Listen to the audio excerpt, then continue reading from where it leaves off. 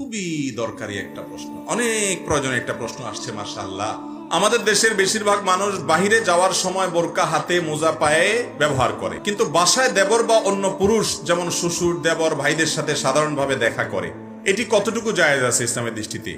অনুগ্রহ করে ব্যাখ্যা করলে উপকৃত হতাম।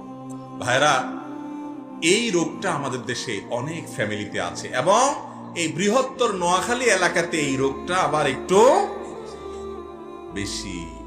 যে আমাদের এই অঞ্চলে একটু বেশি হলেও সারা দেশেই আছে, সেটা হলো অনেক মহিলারা আছে বাহিরে গেলে মাশাআল্লাহ বোরকা পরেন, হিজাব নেকাব পরেন, অনেক সময় দেখা যায় হাত মোজা পা মোজাও পরেন, কিন্তু বাসায় আসার পর ওনারা দেবরের সাথে দেখা দেন, ভাসুরের সাথে দেখা দেন, বাড়ির আশেপাশে অন্যান্য পুরুষদের সাথে দেখা দেন।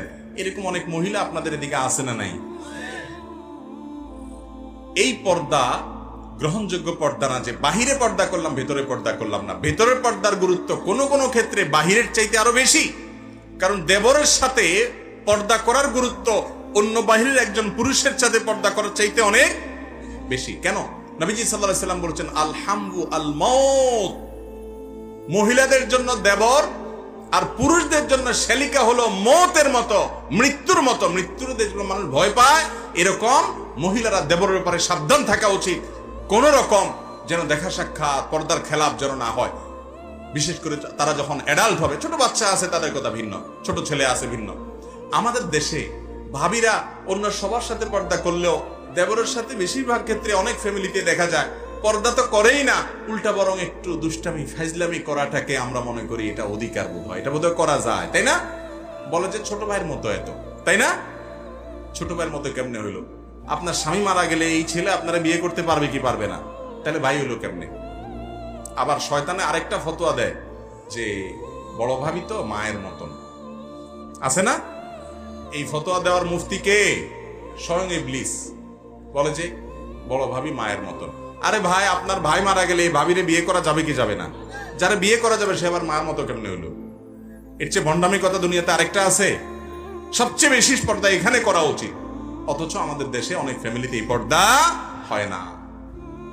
ভাইরা আমার, ঠিক একইভাবে দুলা ভাই অন্য সবার সাথে ভালো পর্দা প্রসিদ্ধা করার চেষ্টা করে, চোখের পর্দা হয়তো চলার চেষ্টা করে বা ইসলামের অন্যান্য বিধান মানার চেষ্টা করে, কিন্তু শ্বশুর বাড়িতে যাইয়া ওই শালির সাথেই আর কি ফাজলামি করে।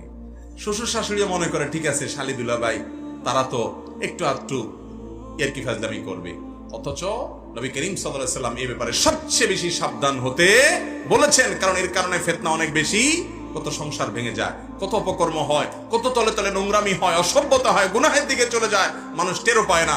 এই জন্য যারা শ্বশুর শাশুড়ি আছেন তাদেরকে বলছি, আপনার ফ্যামিলিতে আপনার পুত্রবধূ সে যেন আপনার পুত্রবধূর দেবর ভাসুরদের সাথে পর্দা করতে পারে, আপনাদের কর্তব্য সে পরিবেশ করে দেওয়া। অনেক মা আছে ওই মাই দেবরের শার্টটা ভাবিকে দিয়ে ধোয়ায় এবং দেবরের খানাটা ভাবিকে দিয়া প্রস্তুত করায়, তার সামনে পাঠায়, আছে না নাই? রেডি হন আল্লাহর কাছে জবাবদিহি করার জন্য।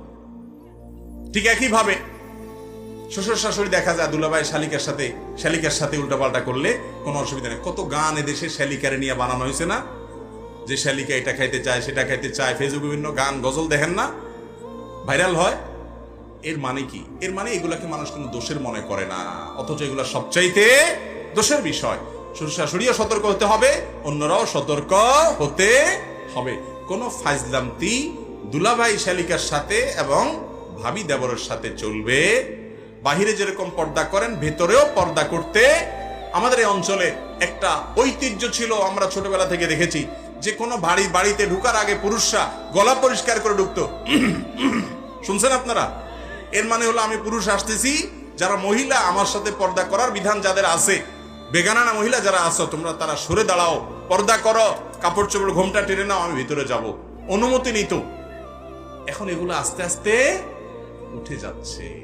আল্লাহ তাআলা আমাদের ভালো যে গুণগুলো ছিল এত অঞ্চলের এবং সারা দেশের মানুষের, সেগুলো আবার ফিরে আনার তৌফিক দান করুন।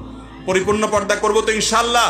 যে সমস্ত বুড়া বুড়ি মুরব্বীরা এই সমস্ত পর্দাহীনতাকে সমর্থন করেন আর বলেন একটু দুলাভাই শালিতে একটু আত্মু করে, একটু আপনার দেবর ভাবি তো, এটাকে তো দোষ ধরা কিচ্ছু নাই, যেসব মুরব্বীরা এগুলা বলেন, আপনাদেরকে নবী সাল্লাল্লাহু আলাইহি ওয়াসাল্লামের ভাষায় বলা হয়েছে দায়ুস। কি বলা হয়েছে? আর দায়ুস আল্লাযী ইউকিরু ফি আহলিহি আল খাবাস, তার পরিবারের নোংরামি অসভ্যতাকে সমর্থন করে যারা, তারা হলো দায়ুস। আর হাদিসে আসছে আর দায়ুসুল লা ইয়াদখুলুল জান্নাত, দায়ুস জান্নাতে প্রবেশ করবে। আল্লাহ তাআলা আমাদের সবাইকে সাবধান হওয়ার তৌফিক দান করুন, সতর্ক হওয়ার তৌফিক দান করুন। ভাইরা আমার, যা শুনলাম জানলাম, আল্লাহ যেন আমাদেরকে আমলের তৌফিক দান করেন, আমরা যেন বুঝার তৌফিক দান করি। মজলিস থেকে, মাহফিল থেকে যাওয়ার সময় নিয়ত করে যাবেন যে কাল থেকে এই অপকর্ম আর করব না। প্রতিটা ভালো কথা শুনে শুনে নিয়ত করে যাবো তো ইনশাআল্লাহ। তাহলে মাহফিল আয়োজন সার্থক হবে।